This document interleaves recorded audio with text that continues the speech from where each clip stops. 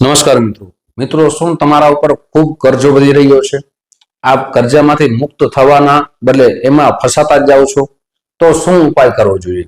એકદમ સરળ ઉપાય આપને સમક્ષ રાખું છું. આપને આ ઉપાય મંગળવારના દિવસે કરવો જોઈએ. મંગળ છે એ ઋણના કારક ગ્રહ માનવામાં આવે છે. આપને શું કરવાનું છે? એક બીલું લેવાનું છે.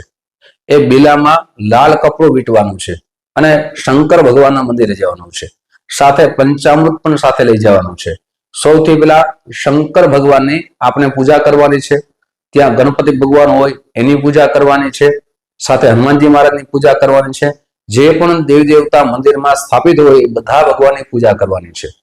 શંકર ભગવાનની સામે બેસી લાલ કપડેલું બીલું છે એ ભગવાનના ચરણમાં અર્પિત કરી દેવાનું છે અને ત્યાં જ બેસી મંગળનું સ્તોત્ર છે, ઋણ મોચક સ્તોત્ર, એમના આપને કેવલ 3 પાઠ કરવાના છે.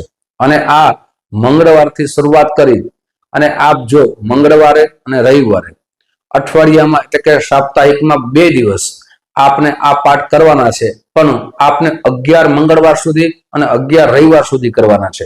આ રીતે કરશો તો ભગવાન આપને ઋણમાંથી અવશ્ય મુક્ત કરશે. મિત્રો, આવી જ માહિતી તમારી સમક્ષ મૂકતો રહીશ. નમસ્કાર.